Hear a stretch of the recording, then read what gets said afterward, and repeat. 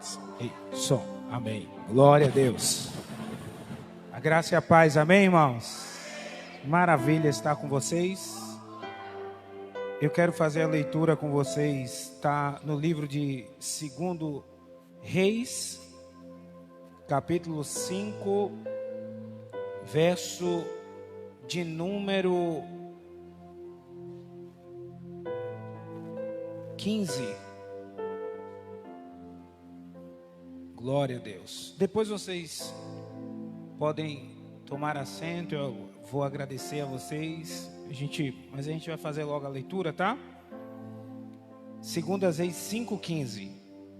Então voltou ao homem de Deus, ele e toda a comitiva, e veio, e pôs-se diante dele e diz: Eis que tenho conhecido que em toda a terra não há Deus, senão em Israel. Agora, pois, te peço que tomes uma bênção do teu servo. Pode tomar os seus assentos, meus irmãos. Meus irmãos, é um prazer enorme estar aqui com vocês. Essa igreja que não me deixa e eu que não deixo essa igreja. É uma reciprocidade de sentimento. Às sextas-feiras eu estou com os meninos ali, aprendendo com eles da palavra, porque quanto mais a gente ensina, mais a gente aprende. Se assim não for, não faz sentido ensinar. E eu louvo a Deus por essa igreja que caminha, pastor Anéa, sempre tendo sede de aprender mais da palavra. Isso é uma bênção. Estou representando aqui o mês de novembro. Eu não sei se alguém sabe que meu aniversário é em novembro, né? Então eu estou representando o mês que eu nasci. Eu acho que alguém...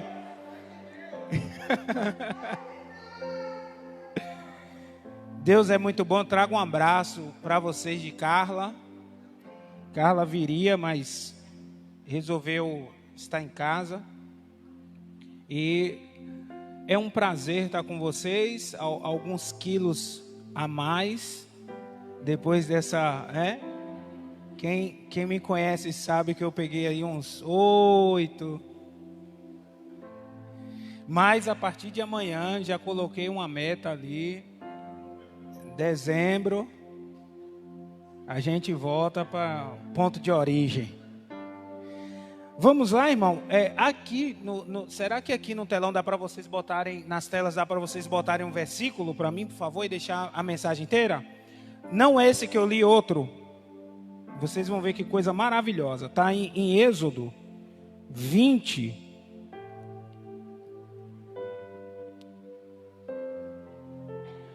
(24).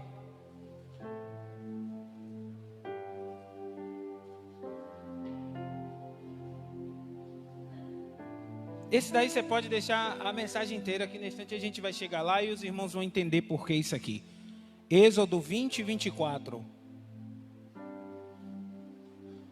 Perfeito.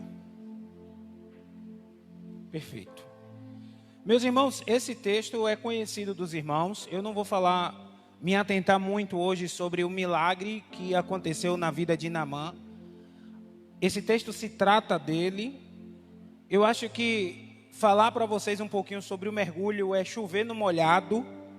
Muitos pregadores, muitas pessoas já devem ter falado do mergulho de Naamã. Mas eu quero trazer alguns detalhes que às vezes a gente não percebe quando a gente lê as escrituras. O primeiro é o detalhe muito simples que as pessoas perguntam e nasce a dúvida: por que Naamã leproso ia à guerra se a lei dizia que ele tinha que ficar nos currais dos leprosos e quando ele saísse ele tinha que usar um sino no seu pescoço e gritar: leproso, leproso, leproso?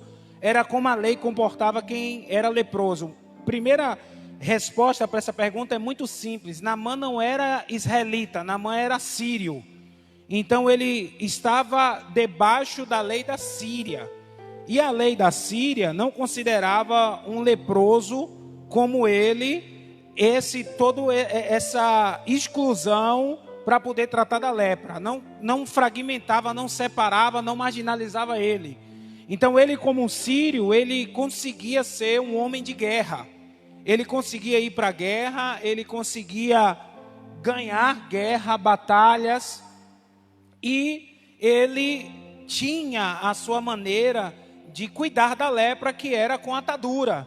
Diferente de Israel, que se cuidava com a lepra indo à investigação do sacerdote, o sacerdote separava ele por um leprosário, e depois do ato de purificação, que a lepra percebia-se que estava sendo curado, ele ainda passava pelo ato de purificação, e passava mais 7 dias de observação dessa lepra.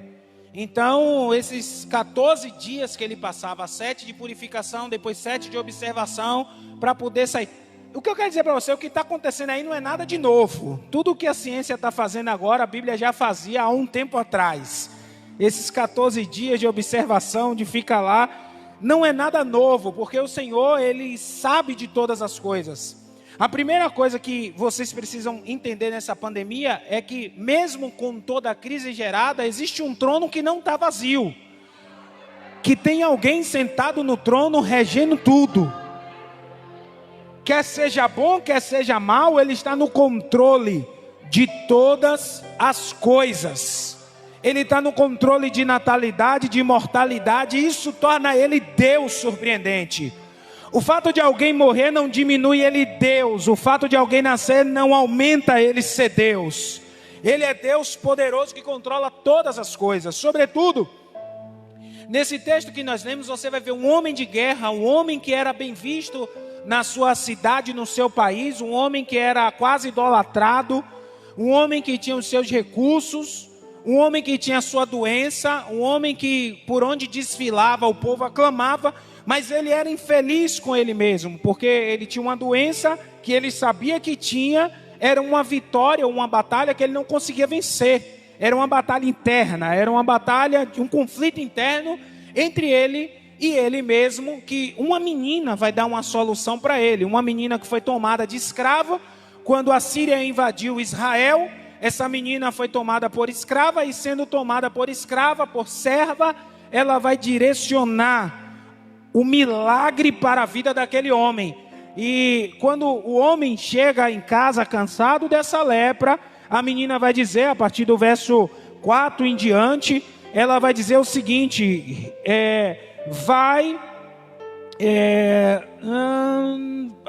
a partir do verso 3, na verdade, que ela vai dizer, tomara que o meu Senhor estivesse diante do profeta que está em Samaria, e ele o restauraria da sua lepra. Olha a confiança que ela fala acerca de Deus na vida de Elias, de Eliseu. Ela está dizendo, olha, se o Senhor estivesse lá, com certeza o Senhor não era mais leproso. Com certeza o Senhor vai e o Senhor não volta leproso. E Naamã vai tomar isso com uma propriedade tão grande, que ele vai até o rei da Síria e vai falar com o rei que a menina dizia que tinha um profeta. Ele não conhecia o profeta, ele não sabia que em Israel, em Samaria, havia um homem de Deus ali que quando falava o negócio acontecia. E meus irmãos, é sobre isso nessa noite que eu quero falar para nós, a diferença entre o dom de profecia e um ministério profético. O dom de profecia é uma capacidade divina de trazer uma direção para aquele momento. O ministério profético, ele vive sempre à frente, porque ele não é momentâneo. Ele não depende de um momento para ser executado. Ele está sempre à frente das coisas, porque o ministério profético, ele se desloca como Deus se desloca. Ele anda onde Deus anda, ele consegue perceber o que Deus está fazendo, ele consegue perceber para onde Deus está indo. E isso é uma pergunta que nós devemos nos fazer, e que eu tenho orado desde o início, me perguntando, Deus, o Senhor está se movimentando para onde dentro dessa crise? Isso que o Senhor estabeleceu, o Senhor está andando para que direção? Para que momento o Senhor está indo? Para que local? O que é que o Senhor quer apontar com isso? Então, nessa vida aqui, por exemplo, de Eliseu, você percebe o ministério profético, você percebe que as pessoas vão lá porque sabe que tem uma direção, não é somente uma direção momentânea, não é somente uma direção passageira. Não é você viver um tempo de crise e Deus levantar um arauto ou um profeta para falar para você sobre aquela crise específica. É muito mais do que consolar, do que redarguir, do que exortar, como Paulo disse. É dar uma direção para a sua vida. É falar para você o que você deve fazer para que a sua vida seja direcionada e apontar um rumo. Como João Batista, como Ágabo, como outros profetas que estão nas Escrituras. Então, quando ele vai até o rei, ele sabe que ele vai ter uma direção para a mudança da vida dele. Essa direção poderia ter 3 respostas: sim, maravilhosamente; espere, difícil, a mais difícil de todas; e não. O não é tão difícil quanto espere, porque o não, Deus já corta de você qualquer expectativa.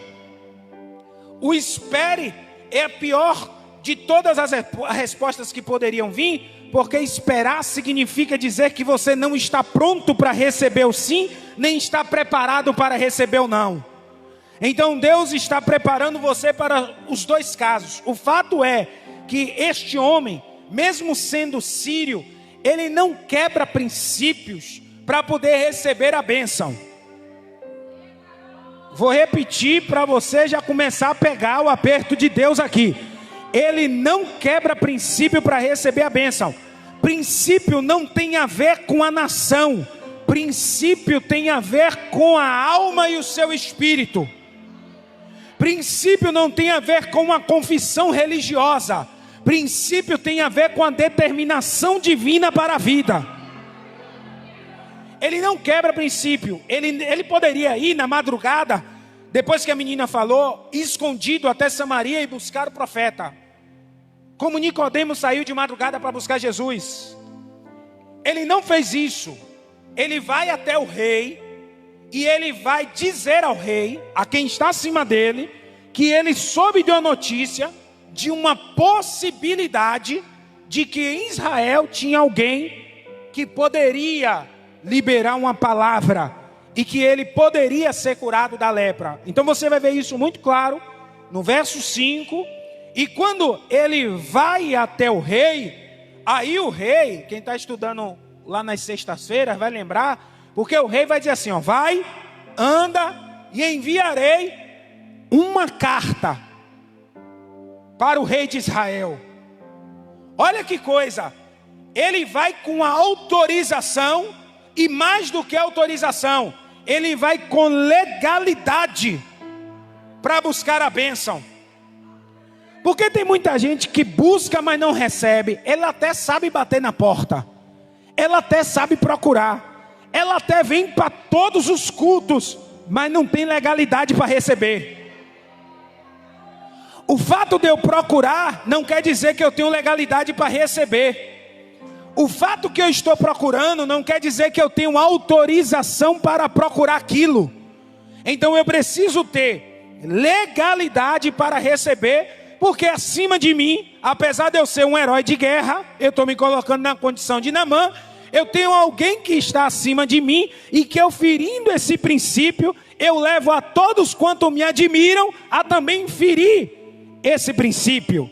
E aí vem um segundo passo que eu tenho ouvido muito por aí, as pessoas dizerem sobre o peso de você ser homem de Deus. Não é peso nenhum ser homem de Deus ou mulher de Deus quando você é vocacionado. Uma vez eu falei isso aqui na igreja, aqui mesmo. Você só vai passar pela porta estreita sem sentir dor se você estiver na dieta espiritual. A porta estreita só dói para quem está obeso espiritualmente. Para quem se encaixa na porta estreita, passa sem sentir dor, porque você não passa se arranhando. Isso é você cumprir princípios.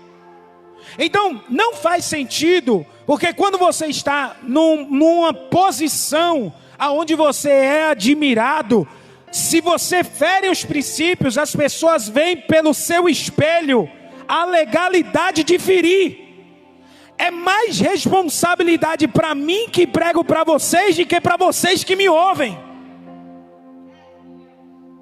E quando o Senhor me chamou, Ele não colocou uma faca no meu pescoço e disse: Ricardo, você tem que ir, porque senão você vai morrer. Ele não fez isso. Ele deu uma opção de escolha. E essa escolha me fez me apaixonar por Ele. E eu me apaixonando por Ele, me fez praticar o que Ele ama, porque a paixão, que é loucura, se tornou um amor consciente. Então eu não estou no altar pelo medo de ir para o inferno ou pelo que Ele pode causar em mim. Eu estou aqui pela vontade do amor que eu sinto por Ele, em amá-lo eternamente, independente de quem Ele é ou do que Ele possa ser para mim. Independente do que Ele possa proporcionar, eu o amarei. E isso faz eu levar a minha vida sem dor. Eu não abro mão do pecado porque eu tenho que ir para o céu. Eu abro mão do pecado porque tem alguém que me ama e eu não posso trair esse alguém. Naamã, quando vai com autorização, ele vai até o profeta. A história vocês já conhecem. Ele chega até o profeta, e quando o profeta chega lá, o rei de Israel, que era muito temeroso, recebe a carta. Ó, perceba, quem não está na direção de Deus, como tudo é afronta. O rei está mandando uma carta, essa carta está dizendo que ele está ali, que vai enviar o cara, mas olha como o cara recebe a notícia. Sou eu acaso Deus para matar e para vivificar? Para que este envie a mim para que eu restaure a um homem da lepra? Ó quem está fora do propósito, como recebe uma notícia e ele toma aquela notícia sempre para o lado mais negativo possível. O lado mais negativo possível. E Eliseu, quando ele está lá, tranquilo, o rei está desesperado, irmão, rasgando vestes. Eu não sei, depois você dá uma lida na carta em casa para vocês verem um detalhe. Ele está desesperado, rasgando vestes, não sabe o que fazer. Está ali, eu sou rei, mas eu não mando na vida. Eu sou rei, mas eu não tenho intimidade com Deus. Entendeu? Eu sou rei, mas se eu orar aqui, Deus não vai ouvir mesmo. Não sei nem porque eu sou rei. Acho que Deus teve misericórdia de mim e me colocou no reinado. Eu estou numa posição que eu ocupo, mas essa posição eu não tenho autoridade nela. Então, e Eliseu, tranquilo. Olha a resposta do profeta: deixa vir a mim, e saberá que há profeta em Israel. Sabe como é o nome disso? Certeza de chamado. Convicção de que Deus é com ele. Porque ele estava ciente de que se ele não fosse para ser curado, ele ia dizer: ó, você não vai ser curado não, vai para casa. O rei está com medo, o profeta está tranquilo e o leproso está esperançoso. Olha que 3 sentimentos dentro do mesmo contexto: medo, tranquilidade e esperança. Um está esperançoso porque pode ser a chance da vida dele. O outro está temeroso porque pode ser a catástrofe da vida dele. E o outro está tranquilo porque conhece o Deus da vida dele. Meus irmãos, quem conhece a Deus pode até se desesperar.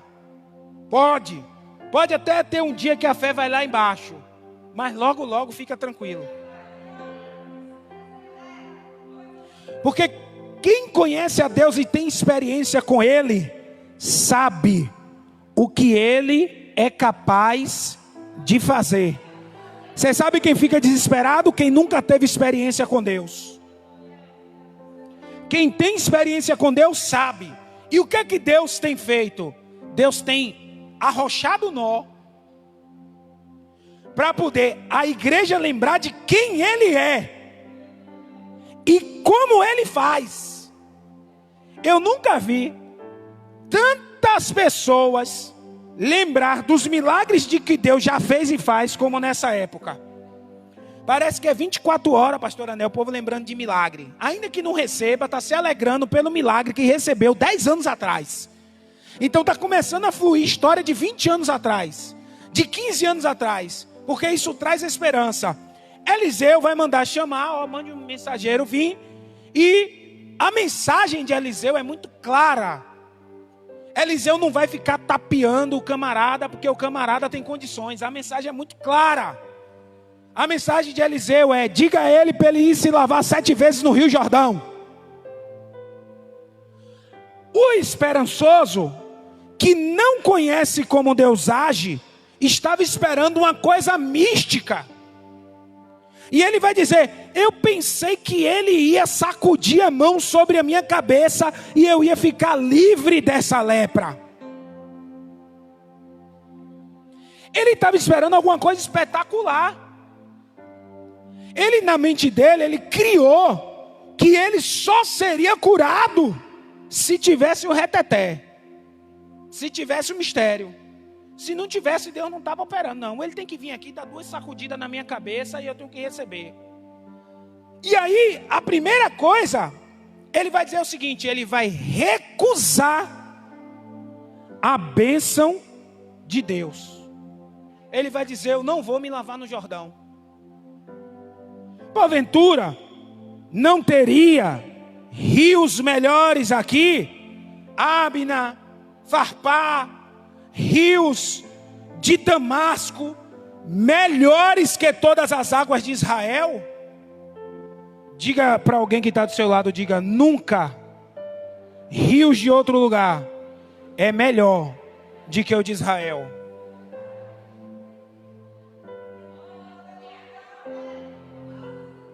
Por que ele vai dizer isso, meus irmãos? Porque a primeira coisa é: nunca rejeite uma bênção sem conhecer a história, sem saber das notícias, sem saber o que Deus anda fazendo. Lembra de Paulo? Quando Paulo cai do cavalo, fica cego, o que é que o profeta vai dizer? Eu não vou lá curar esse homem não. Esse homem é matador. Ele não sabia, ele não estava atenado no que Deus estava fazendo. Eles não estavam andando com Deus. Ele não sabia que Paulo já tinha caído do cavalo, que Paulo estava em jejum. Aí Deus vai ter que abrir o leque, porque o camarada está desantenado, perdeu o feeling do que Deus está fazendo. E se a gente perder esse timing de Deus, a gente vai passar o ano todo e não vai entender nada, nem receber o que Deus tem preparado para nós. Vou repetir para você: se você perder o timing que Deus está fazendo na sua vida, você precisa entender que Deus está colocando você no querite. Querite é colocando você no seu próprio tamanho. Você está achando que você é algo, Deus está rebaixando você. Pum! É colocar você no seu tamanho. E aí você começa a ver as impossibilidades que com seu braço, que com sua força, que com seu jeito, que com sua mão você não faz. Você tem que depender do milagre. Você já não é mais aquela mesma outra pessoa. Enquanto você não aprender a ser dependente de Deus, meus irmãos, provisão só chega com dependência. Não existe provisão sem dependência. Provisão é igual a dependência. Se você não tem dependência, você não tem provisão. Você tem comida de porcos. Deseja e não come. Ele precisava entender isso. Ele não estava antenado. Mas para todo desantenado, existem amigos leais. Lealdade não se faz quando você está na bênção. Lealdade se conquista quando você está na crise. Vou repetir isso para você. Lealdade não se conquista quando alguém está na bênção. Lealdade se conquista quando você está em crise. Quer investir em alguém que você sabe que Deus vai levantar? Invista enquanto está na crise. Porque você já sabe que Deus vai fazer.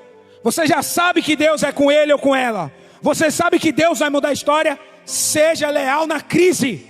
Seja um Jonatas antes de Davi assumir o palácio. Você sabe o que me apaixona nisso que eu estou falando para vocês? É que quando você lê a Bíblia, você vai ver que as grandes conquistas e as grandes pessoas que se beneficiaram de algo, se beneficiaram quando estavam em crise. Deus levantou pessoas na crise. Davi levantou um exército de loucos, desempregado, um exército de maluco. Ninguém queria aquele exército. O camarada foi lá, treinou, ensinou a arte da guerra. Depois eles são chamados dos valentes de Davi. Quando o gigante veio matar Davi, o servo de Davi toma a frente. Diz: não, que é isso, hein? Não, o senhor vai descansar, porque a lâmpada de Israel não pode se apagar. O Senhor, em outras palavras, está dizendo: o Senhor fez a gente um tudo quando a gente era nada. E agora que o Senhor está fraco, o Senhor vai continuar sendo tudo. A lâmpada de Israel não pode se apagar. Pode voltar para o palácio que a gente batalha com o Senhor. A gente está junto, nós estamos juntos. Lembra de Mefibosete? O que foi que Davi fez? Tem alguém da casa de Saul que eu possa usar de misericórdia? Quando eu não tinha nada, o filho de Saul foi meu amigo leal. Eu não tinha nada, e aquele homem se permaneceu em lealdade. Eu não vou abandonar não. Vai chamar quem tiver, traz, que eu vou usar de favor para com ele. Você conhece a lealdade quando você não tem nada. E porque Deus permite você não ter nada? Para Deus tirar os infiéis, para Deus tirar aqueles que não são leais.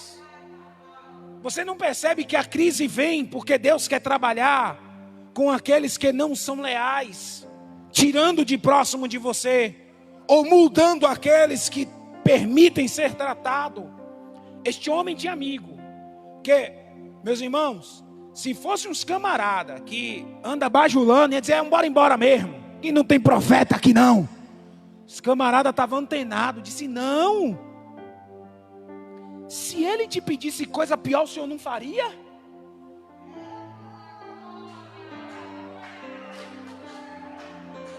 Pergunta para alguém aí, olha aí de longe mesmo, pergunta com a máscara mesmo, bem alto. Se ele te pedisse coisa pior, você não faria?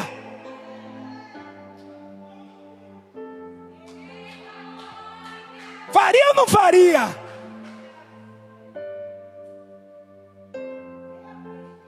Aí, desce no coração de Naamã um sentimento: humildade, se esvaziar. Lá eu sou chefe de guerra, aqui eu sou um leproso dependente. Meus irmãos, isso chama-se oposição de altar. No altar eu sou um chefe de guerra, aí sentado eu sou um leproso querendo a graça dele. Aqui eu sou um herói de guerra, aqui está todo mundo ouvindo um profeta, mas quando eu desço na hora da oração, eu tenho que estar na condição de leproso, precisando de milagre, com o coração arrebentado, com o coração quebrado, precisando me humilhar, precisando descer, precisando me esvaziar, precisando querer mais dele, precisando descer cada vez mais. E isso nós precisamos entender. A história vocês conhecem, mas o que vocês desconhecem, talvez, ou vocês não passaram percebido, é que na verdade o Jordão já tinha passado por uma purificação. Quando você vai no livro de Reis, no capítulo 2, logo quando Elias é arrebatado, Eliseu fere o Jordão com a capa, e Eliseu está em Jericó, e o povo vem, e Eliseu vai dizer ao povo o seguinte: olha, vocês estão numa cidade bonita e sitiada, mas o povo vai declarar para ele: ela é estéril e não produz vida. E ele vai entender que as águas são amargas, e ele vai pegar uma vasilha nova, não serve para purificar vasilha velha, nova, com um pouquinho de sal, para salgar a água, vai para a mão do profeta. Posso falar, né? Você, vasilha nova, sem sal, fora da mão do profeta, você não serve de nada.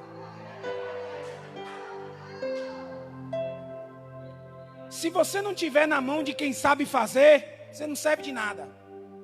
Novo, sem sal, falido.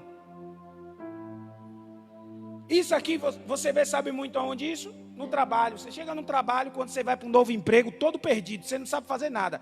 Se você ficar com o nariz empinado demais, você não vai aprender nada, porque você é novo, vasilha nova, tem até um pouquinho de sal, acha que é alguma coisa, o cara não vai nem usar você. Vai preferir continuar a deixar sujo lá. Agora, você novo, com sal e humildade para se colocar na mão do profeta, na mão de quem sabe.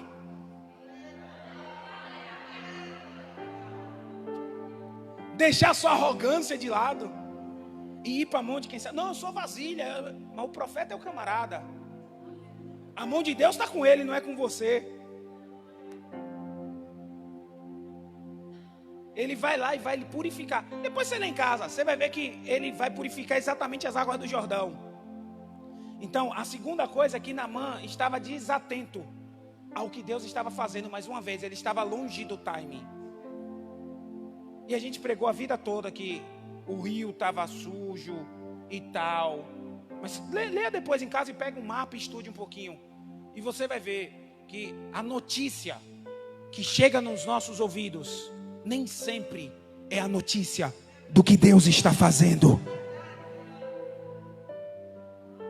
Vou repetir isso para você. A notícia do que chega aos nossos ouvidos não é a mesma notícia do que Deus está fazendo. Ouça a notícia que chega aos seus ouvidos, mas procure ouvir a notícia do céu. O que é que Deus está fazendo? Vamos lá para a gente, já vou encerrar. Ele vai, é curado, isso aí você sabe, pode ir. Na hora vocês me avisam, viu? Dá um toquinho no relógio aí, senão você deixar para ficar a noite toda. Ele vai ser curado, você já sabe, 7 mergulhos. 7 simboliza o número da perfeição, no hebraico original renovo. Isso aqui tem muita coisa que a gente poderia falar. Meus irmãos, tudo que está nas escrituras, tudo tem uma sombra e tem um tipo. Talvez vocês não percebam, mas tem uma sombra e tem um tipo. Deus estava apresentando tudo. Eu não lembro se eu falei, mas quem não estava participando na aula, se eu não falei, eu vou repetir de novo, para vocês terem uma noção, como tudo tem uma sombra e tem um tipo. E eu estou falando isso porque a gente vai voltar para esse versículo aqui. Tudo tem uma sombra e tem um tipo, e vocês não percebem. Quando Jesus, ele dá o último suspiro, a profecia dizia que nenhum dos seus ossos seriam quebrados. Qual era o costume natural?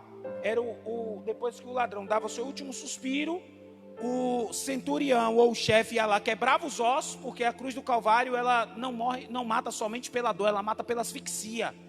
Então quebrava os ossos, que se o camarada não tivesse morto ainda, o peso asfixiava, e asfixiando ele morria, saberia se estava morrendo ou se já tinha morrido. Obrigado, minha irmã. A profecia dizia que nenhum dos seus ossos seriam quebrados. Então Jesus não poderia ser provado pela quebra dos ossos. E o que é que o centurião vai fazer para poder mostrar que ele estava morto? Quem lembra? Pega uma lança, transpassa a lança onde? Lateral. Qual é esses ossos aqui? Costela. E sai o que de lá? E sangue. Primeiro água, depois sangue. Primeiro sangue, depois água. A ordem dos fatores não altera o viaduto. Sai água e sangue. A pergunta é: da onde Deus tira Eva? De quem? Quem é Jesus? O segundo Adão que? Restaurado. E quem é que sai da costela do segundo Adão restaurado? A noiva. A igreja. Nós. A igreja nasce ali, porque o véu do templo se rasga. Em Mateus 16 ele está declarando que a eclésia vai vir. Mas quando ele suspira, a igreja nasce, porque o véu se rasga. Tudo, meus irmãos, está ligado. Se vocês lerem Apocalipse 4, você vai ver em Apocalipse 4 que tem um Senhor no trono, tem um Espírito, mas não tem um Cordeiro. Em Apocalipse 5, que é quando o cordeiro chega, João está chorando. João, chorava muito porque não havia ninguém digno de abrir o livro nem desatar os seus 7 selos. De repente, um dos anciões tocou no meu nome e disse: oh, não chore, eis aí o leão da tribo de Judá, a raiz de Davi, aquele que venceu, tal, tal, tal. Ele é digno de abrir o livro, desatar os seus 7 selos. Quando você vai procurar no 6, que é o cântico do cordeiro, é o que está sentado no trono, e é o cordeiro, seja ele a honra, a glória, o louvor. Deus está, o cordeiro está, mas o Espírito não está. No 4, o 7 Espírito está. No 5 não se fala do 7 Espírito. E no final do 5 por 6 ele já não está mais. É exatamente Atos dos Apóstolos, a inauguração da igreja. O cordeiro sobe, o Espírito desce. É só você ler com mais um pouquinho de detalhe, que você percebe que tudo que está ali está interligado. Por que eu estou lhe dizendo isso? Porque Naamã, depois que ele vai ser curado, ele inconscientemente, sem perceber, ele volta a ser purificado, mas só que ele volta para o estado natural, e melhor, porque o tratamento dele, a Bíblia diz que a pele volta como de um menino. Não precisou de botox para tirar a ruga, não. Ficou zerado. Porque Deus não faz nada pela metade. Deus não criou meio mundo, Deus não botou meia luz, Deus não fez meia estrela. Deus só faz a obra completa, perfeita, pele de menino. Aí vem Naamã e volta, e aí quando ele volta com a carne de menino e viu que ficou puro, aí o homem de Deus vai dizer para ele o seguinte, que é o texto que nós lemos: então voltou ao homem de Deus, ele e toda a sua comitiva, pôs-se diante dele e disse: eis que tenho conhecido que em toda a terra não há Deus. Como? Ele vai dizer: se não, em... Você está entendendo o que ele está falando? É o homem que lutava contra a Síria, lutava contra várias províncias, Egito, Babilônia. E ele está dizendo assim, ó, esses deuses que eu passei para aí é tudo michuruca, não existe nenhum não, é tudo conversador. Em Israel há Deus.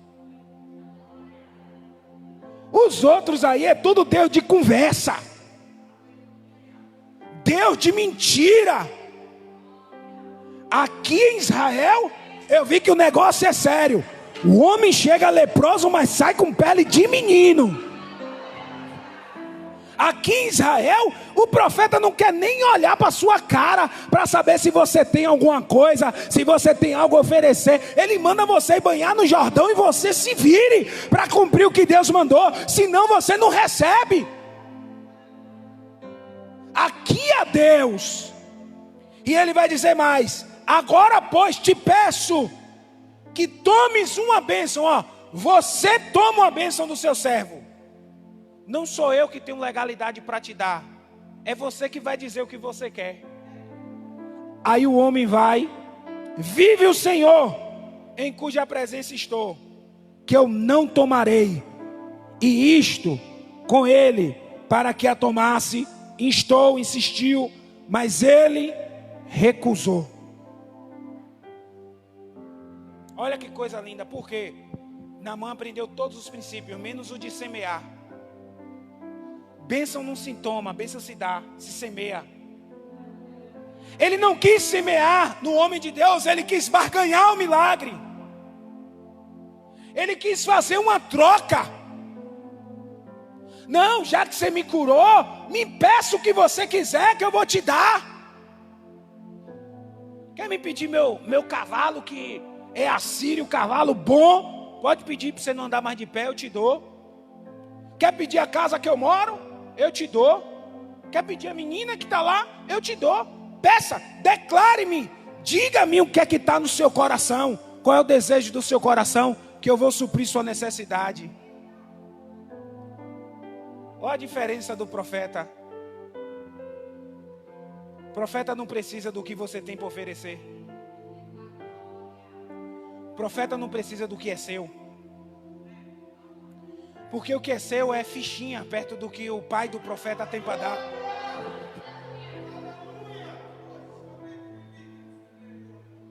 Ele vai recusar na hora.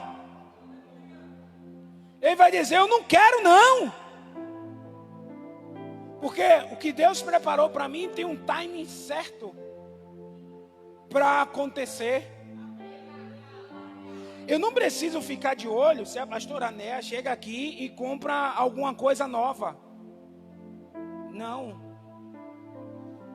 Se chegou para ela e a unção que está sobre ela, está sobre a igreja, e no princípio de autoridade rege que essa bênção a igreja vai ser regida, no tempo de Deus vai chegar para mim. Então o que é que eu faço nesse tempo? Eu me alegro com a vitória.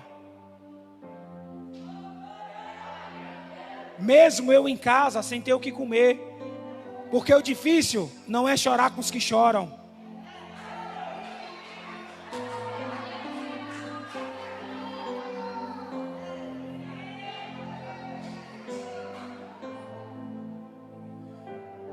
Eu entendi isso no alto da minha crise.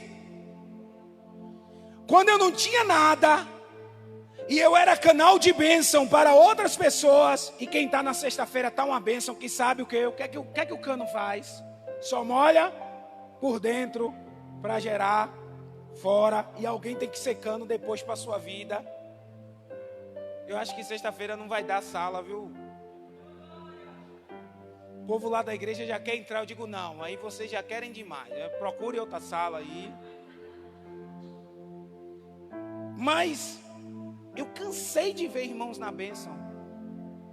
Eu cansei de liberar palavras, irmãos, aqui para vocês e sair de casa sem ter nada. Vivendo de milagre. E essa igreja é uma igreja que é abençoadora na minha vida, não pelo que eu tenho, nem pelo quem eu sou, mas porque vocês têm um princípio de semear e por isso vocês prosperam. Então, eu cansava de ver os irmãos cantando vitória, contando vitória. Eu me alegrava com a vitória dos irmãos, porque a minha condição não deve ser igual ao meu estado de espírito. Eu precisava me alegrar com os que se alegravam, ainda que eu estivesse chorando. Quando eu faço isso, o espírito da inveja caminha distante. E a admiração se torna pura. Porque você pode até querer ter um igual, mas não pode querer ter o mesmo. Você percebe que o mesmo não é igual? O mesmo é o que é meu. O igual é o que parece com o meu. Então isso faz o espírito da inveja ir para longe.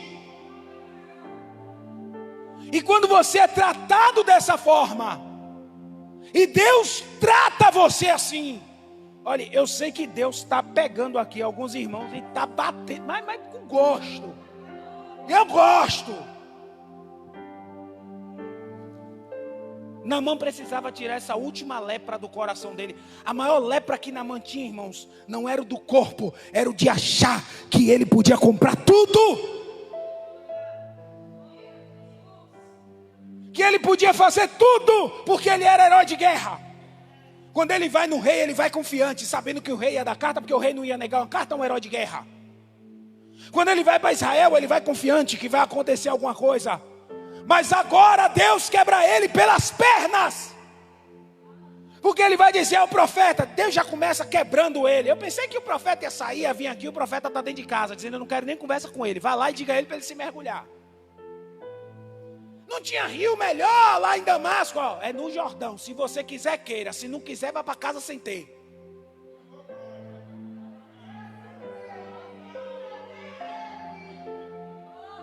Aí ele vai e se mergulha todo mundo.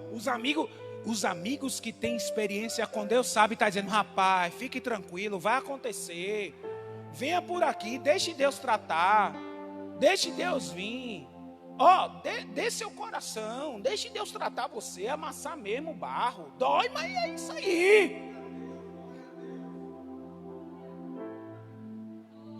Eu passei uma prova uma vez, irmão, que eu achava que era o diabo. Eu entrei no quarto e comecei a repreender igual um maluco. Pulei, rodei, profetizei para mim mesmo. Sabe aquele quarto fogo que você disse, se for o diabo vai sair agora. Porque a primeira tempestade, quando você for olhar, eram os demônios que estavam em Gadara que queriam impedir de Jesus chegar lá. Tanto que a palavra, o verbo grego que ele usa ali, em todos os textos, é e repreendeu Jesus dizendo. E por isso o diabo já chega lá submisso a Jesus, porque Jesus já tinha vencido ele antes de chegar lá. A legião Jesus já venceu antes de chegar lá. Mas na segunda você não vê Jesus repreendendo nada. Você só vê Jesus levando Pedro para o barco. E quando Jesus leva Pedro para o lugar que ele deveria estar, a tempestade começa a se acalmar.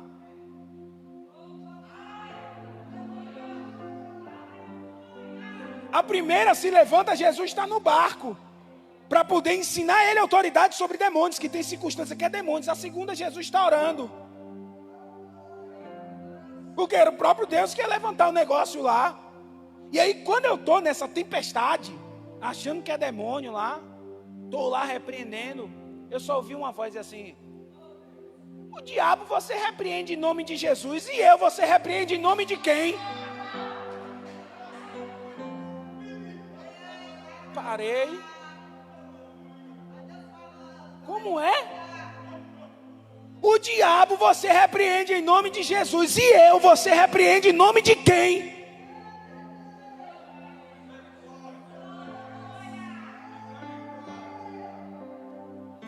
Jesus, me leva para o barco para a tempestade acalmar.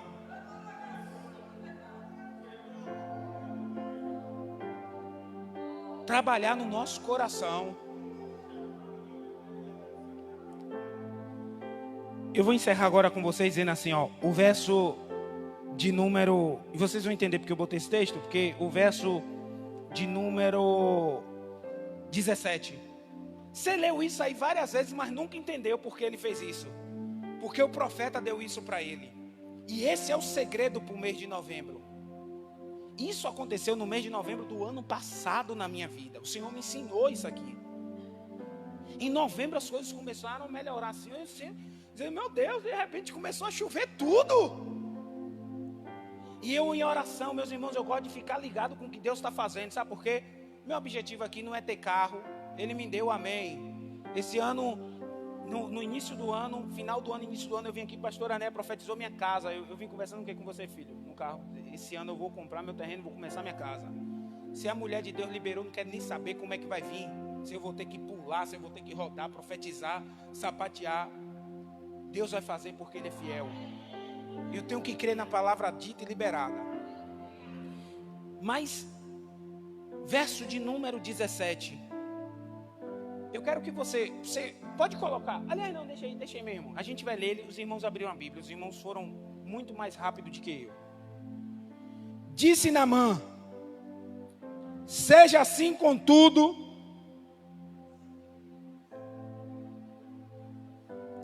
desse a este seu servo uma carga de quê? Terra, de um jugo de mulas. Eu trouxe mula aqui. Eu vou colocar um jugo nele, um cangaia, aquele que você vê no interior vendendo aipim, banana, aquela cangaia. Você vai me dar uma carga de areia daquele ali, de um jugo de mula, para eu levar. Vai pegando. Quem leva a carga de areia? Mula. Jugo de mula. Leva a carga de areia. Jesus na última ceia pediu o quê? Jumentinho. O jumentinho tinha que estar como? Novo. Ele ia entrar onde?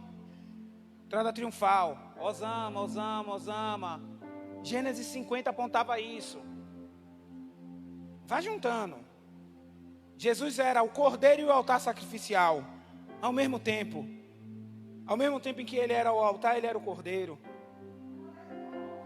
Mas tinha que ser necessário ser sacrificado num altar de pedra, fora do arraial. Levítico 16. A lei do holocausto anual. Tinha que ser fora. Por isso que o Gólgota é fora de Jerusalém, entendeu? É pedra. Ele não podia morrer lá no sinédrio nem na prisão. Nem podia morrer no Getsemane orando. Tinha que ser fora, no altar. Tinha que ser transpassado pela espada, como o salmista diz, que perfurava o crânio da caveira, da morte. Está nas escrituras. Mas olha agora a coisa interessante. Um jugo de terra. Por quê? Agora eu quero que vocês, mesmo lê aí. Se vocês descobrirem aí no texto, você vai dar glória a Deus o porquê.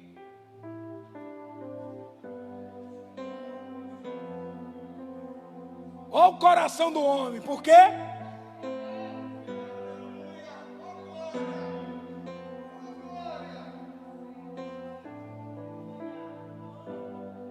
Todo arrepiado, irmão. Nunca mais oferecerá este teu servo holocausto, nem sacrifício a outros deuses, senão, Êxodo 20, 24, um altar de terra me farás, sobre eles sacrificará os teus holocaustos, e as tuas ofertas pacíficas, e as tuas ovelhas, e as tuas vacas, em todo lugar onde eu fizer celebrar a memória do meu nome. E vai acontecer o quê?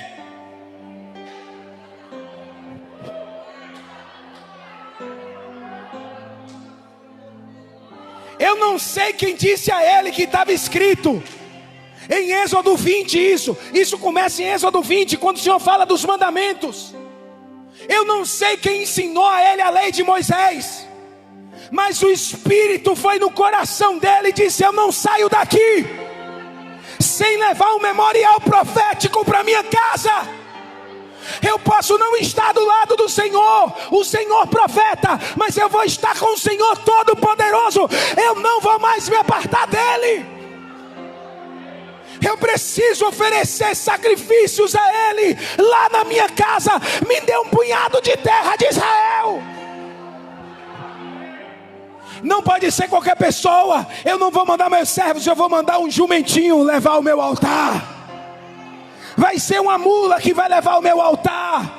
Esse altar vai fazer diferença na minha vida, porque eu nunca mais vou entrar no templo de outros deuses. Eu nunca mais vou entrar no templo de outra adoração. Eu nunca mais vou entrar na casa de Rimon, quando eles forem ali adorar e eu encostar minha mão. Eu nunca mais vou fazer isso, porque Deus vai me perdoar. O rei pode até me obrigar. Eu vou ter que colocar lá e eu vou pedir desculpa ao Senhor, porque Deus ainda estava trabalhando no coração dele, novo convertido. Mas eu vou levar o meu altar de terra. Deixa eu lhe dizer uma coisa. Vocês perceberam o que Deus está fazendo nessa pandemia? Toda a terra que você colheu durante anos de sua vida cristã tem que ser levantada agora em casa como memorial. Porque nem sempre você tem vaga para estar adorando aqui, mas você não pode deixar de adorar Ele lá. O altar é móvel e dinâmico e não estático e parado. O altar é onde você derrama a terra de Israel. A terra é a sua palavra, é a lei. A terra é aquilo que Ele estabelece como propósito e presença. Deus está falando a você que está me assistindo em casa. O fato de você não poder estar aqui não quer dizer que você não pode adorar aí. Tem altar de terra aí em sua casa. Junto ao altar e oferece sacrifício de ofertas pacíficas, de ovelhas, porque a bênção dele será contigo aí. Deus está dizendo uma coisa muito clara. O Senhor está falando: a única coisa que eu quero de vocês é que vocês se lembrem de mim onde vocês estiverem. Eu não quero que vocês se lembrem pelo milagre que eu te dei. Eu quero que vocês se lembrem por quem eu sou. E se vocês fizerem memória ao meu nome, olha o que Deus está dizendo, meus irmãos, isso é muito forte. Deus não está dizendo: eu não quero que você faça uma memória pelo que eu te dei. O meu nome não é simplesmente Deus que abençoa, mas é Deus que salva. O meu nome não é simplesmente Yahvé Rafá, Deus que cura, mas também é Tsidkenu, Deus de justiça. O meu nome também é Deus que está presente. É Deus chamar, Yahvé chamar. Eu não quero que vocês façam um altar simplesmente pelas coisas que eu dou a vocês. Eu quero que vocês façam um altar pela essência de quem eu sou. E quando vocês descobrirem esse meu nome, e o meu povo que se chama pelo meu nome se humilhar. Ninguém chama pelo nome de Deus com exaltação no coração. Você tem que limpar sua boca com o sabão da humildade e orar e clamar e buscar a minha face. Aleluia! Eu virei a ti e te abençoarei. Não importa a crise que o mundo está passando, não importa a catástrofe mundial, levanta um altar de terra em sua casa e ele virá a ti.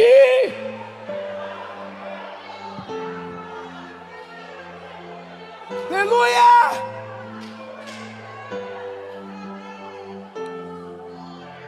Sabe o que isso parece? Faz lembrar, se você olhar nas entrelinhas. Se você tirar sacrifício, se você tirar todo lugar, e se você lembrar ali, eu fizer celebrar a memória do meu nome, virei a ti e te abençoarei. Você lembra o princípio no Gênesis? Quando o Senhor vinha a Adão e Eva. O Senhor está dizendo uma coisa muito simples. Vocês vão recuperar a intimidade comigo. Intimidade com Deus não se faz em um culto. Intimidade de Deus se faz com memorial. Intimidade com Deus não se faz em um momento. Intimidade com Deus se faz com uma história. O memorial é uma história. Ele está dizendo: cria história comigo. Levante o altar de areia onde você estiver. Leve o que você aprende. Levanta um altar e sacrifica. Se Deus está pedindo para sacrificar a sua soberba, sacrifica. Se Deus está pedindo para sacrificar a sua língua, corta a sua língua e sacrifica. Se Deus está dizendo que você fala demais e tem que falar de menos, para de falar demais. Se Deus está dizendo que você não é perdoador e precisa perdoar, sacrifica no altar. Sacrifica. É tempo de intimidade com Deus. É tempo de parar, irmãos, nessa crise e recomeçar. E Ele vai garantir. Ele está dizendo: olha, se vocês fizerem isso, mais do que abençoar vocês, liberar uma palavra de bênção, Ele está dizendo: eu vou aonde vocês levantarem um altar.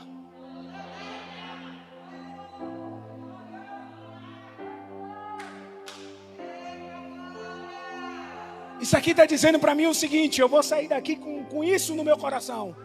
Deus está falando: Ricardo, edifica uma casa para mim na sua casa. Edifica meu cantinho. Seus filhos têm seu canto, sua mulher tem seu canto, o alimento tem seu canto, o computador tem seu canto, a Bíblia tem seu canto, mas eu não tenho o meu canto. Edifica um canto para mim. Edifica um memorial para mim. Escreve o que eu já fiz por você e começa a pregar na parede, para que quem passe naquele lugar saiba quem eu sou, Deus, na sua vida. O que é que eu fiz para você? Quem olha para o memorial lembra de alguém. Quem olha para o memorial lembra o que esse alguém fez. Quem olha para o memorial sabe quem é a característica desse alguém.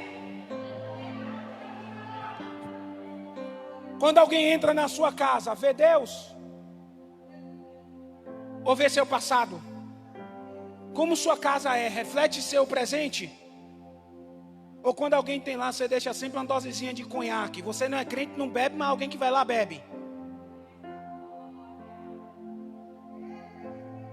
Você vai chegar em casa, você vai virar seu conhaque todo na pia. Mas pastor, a cachaça que eu tenho lá é caríssima. Você vai jogar fora. Mas pastor, é um vinhozinho lá que eu tenho. Eu mesmo não bebo. Mas às vezes vai alguma visita lá, a sua casa é memorial de Deus? Ou é memorial do templo de Rimon? Deus da Síria? A sua casa é memorial de Deus? Tem areia na sua casa? Tem areia de Deus? Meus irmãos, a areia é tão importante. Você lê na Bíblia, você vai ver como a areia é importante. Se for mal recebido, sacode os pés e deixa areia naquele lugar. O Senhor está dizendo, não leva nem aquela terra. Porque onde você pisa, você leva a memória daquele lugar com você. Deus não leva nem a memória daquele lugar com você. Sacode seu pelado, não leva nem a areia daquela terra com você. Daquele povo ingrato, que não lhe recebeu. Memorial. Deus quer mudar a sua vida, a sua história. Eu quero orar com vocês.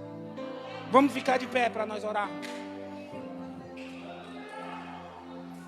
Você em casa também, onde você estiver, fique em pé para nós orarmos ao Senhor.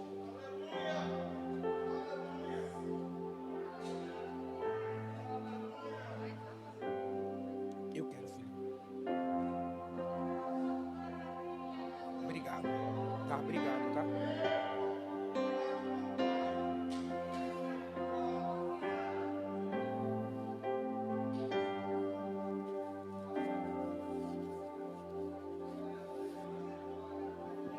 Você quer coisas sem história. Não vai, irmãos. Deus é um Deus histórico. Deus é um Deus histórico. Deus respeita a cronologia do nosso tempo. Se assim não fosse, Ele adiantava tudo o que Ele queria adiantar. Ele fazia Jesus nascer com 33 anos. Jesus respeitou a história. Mas o que era que Jesus tinha? Altar. Sabia fazer altar como ninguém. Aonde chegava, tá com fome. Minha comida é fazer a vontade do meu Pai. Ó, o altar.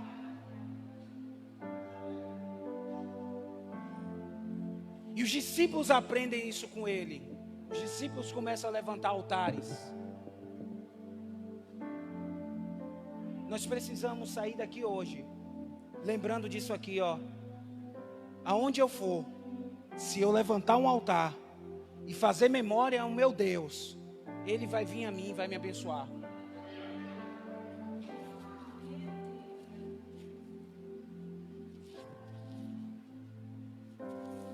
Essa crise, Deus está utilizando ela, meus irmãos. O sentimento da igreja nunca mais será o mesmo quando voltar ao culto. O sentimento nunca mais será o mesmo. Nunca mais. Deus teve que fechar a porta para poder o povo ter vontade de passar por ela. A porta estava aberta, ninguém queria vir. Estava todo mundo querendo ir para tudo que é canto, menos para a igreja. Deus fechou a porta. E o povo não está vindo somente pelo sentimento de Deus, não. É porque está cansado de estar em casa também. Deus também está de olho. Estou cansado de estar em casa, vou dar um rolê na igreja. Deus está, ó. Não venha não. Se for para vir com esse sentimento de motivação, não venha não. Assista em casa. Venha para levantar altar. Venha para receber essa palavra e sair daqui transformado. Mudado, mudada. Curve a sua cabeça. Faça uma oração ao Senhor. Eu vou deixar você com a sua intimidade com Deus. Começar a carregar a areia e colocar no jumentinho. Hoje você vai começar a carregar a areia aqui.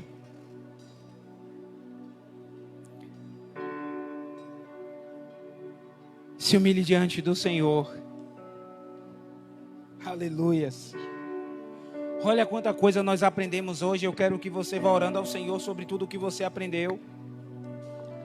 Sobre tudo que o Senhor propôs no seu coração para você continuar aprendendo. Sobre você se humilhar. Sobre você depender de Deus. Sobre você se colocar na posição que o Senhor quer que você se coloque. Sobre diante disso tudo você levantar um memorial na sua casa, onde você está, você que está me assistindo, você que está aqui nessa noite. Levantar um memorial, um local aonde vai lembrar a presença de Deus.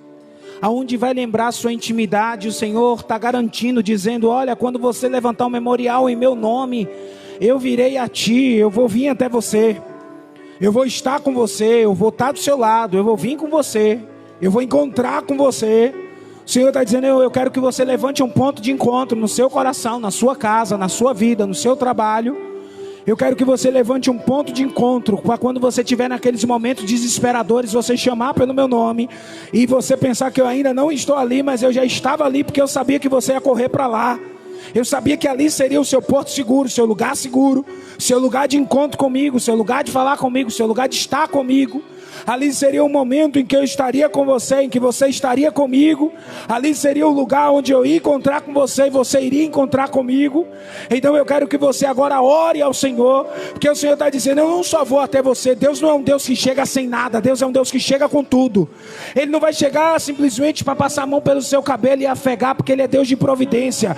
Ele vai chegar para providenciar, Ele vai chegar para modificar, Ele vai chegar para alterar, Ele vai chegar para levantar, Ele vai chegar para animar, Ele vai chegar para consolar, para te exortar, para te colocar no caminho. Mas Ele vai vir até você, mas você precisa falar com Ele. Ore a Ele. Meus irmãos, continue orando. Eu não posso resolver seus conflitos com Deus. Conflitos com Deus se resolve entre você e Deus. Talvez você veio aqui nessa noite e você tenha os seus conflitos com Deus. Talvez você é afastado dos caminhos do Senhor e resolveu vir aqui nessa noite ouvir essa palavra. E você se afastou por causa dos seus conflitos. Você vai botar desculpa em um bocado de pessoa. Ah, foi porque fulano me magoou, ciclano. Na verdade você tem um conflito com Deus. Você se conflitou com Ele. Ele tentou tratar você e você não se permitiu ser tratável. E isso criou um conflito, uma parede de separação, porque a sua soberba fez uma separação entre você e Ele. E aí quando fez essa separação, você como um filho pródigo diz: sabe de uma, eu vou morar longe da casa do pai, porque eu já tenho autossuficiência, eu já conheço muito da vida. Eu já estive dentro da igreja, eu conheço todos os locais da igreja, eu conheço todos os aspectos da igreja. Eu já trabalhei, já fiz. Na verdade isso só revela que você tem um conflito com Deus. E esse conflito é muito simples. Deus queria tratar com você e você não se permitiu ser tratável. Deus levantou pessoas e permitiu pessoas trabalhar no seu coração para poder colocar você humilde, para poder colocar você no seu lugar. Mas você não permitiu isso, ou você não permite isso. E aí você levanta um questionamento com Deus. Na verdade tudo que está aí por trás é um grande conflito entre você e Deus que você precisa resolver. A mágoa que você tem não é das pessoas que lhe feriram. Muitas das vezes a pergunta é: por que Deus permitiu isso? Por que Deus permitiu acontecer? É muito simples. Porque Deus queria colocar você no seu lugar, mas você não se permitiu. E quando você não se permite, você quebra como vaso na mão do oleiro. E o vaso, para pegar o barro para fazer outro vaso, ele não vai pegar com carinho. Ele vai amassar. Ele vai jogar o barro em cima, e vai jogar água para aliviar de vez em quando, para ficar molinho, até você estar pronto.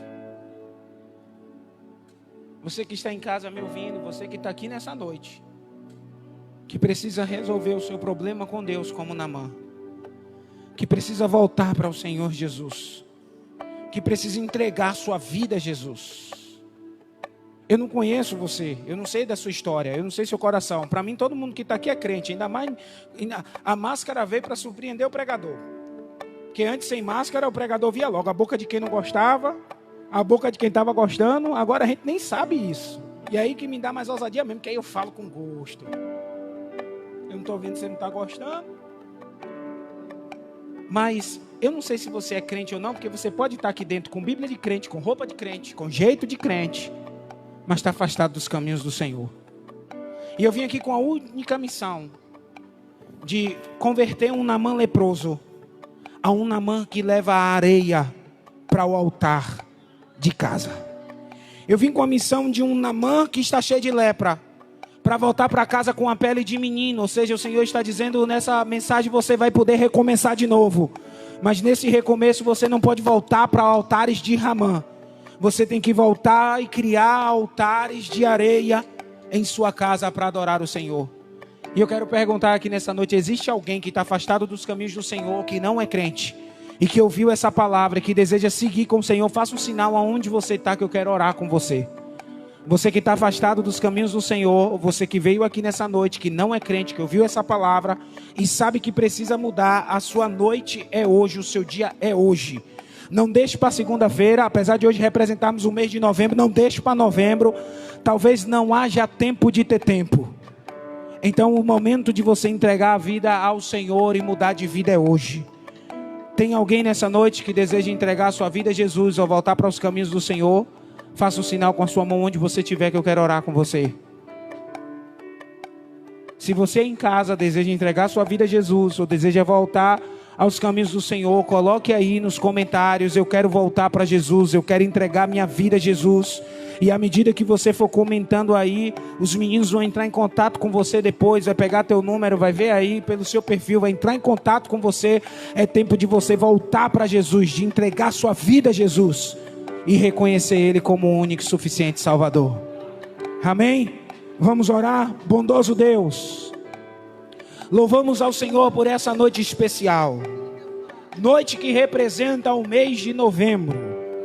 Senhor, um mês aonde a nossa pele ficará limpa como a do menino, ou seja, tudo se fará novo. Eu não sei, Senhor, o que o Senhor tem preparado, ou como vai ser, as notícias que estão aí, mas eu creio na palavra profética. E a tua palavra, Senhor, está dizendo que Naamã ficou com pele de menino. A pele dele ficou melhor do que a outra quando ele deu o mergulho. Senhor, eu peço ao Senhor que o Senhor cumpra a sua palavra, estabeleça um propósito ao ouvido dos ouvintes, dos irmãos que estão aqui, daqueles que estão em casa, que estão nos ouvindo, recebendo essa palavra. Que o Senhor nos ensine a levantar altar de areia, altares dinâmicos. Senhor, o altar de areia é diferente do de pedra.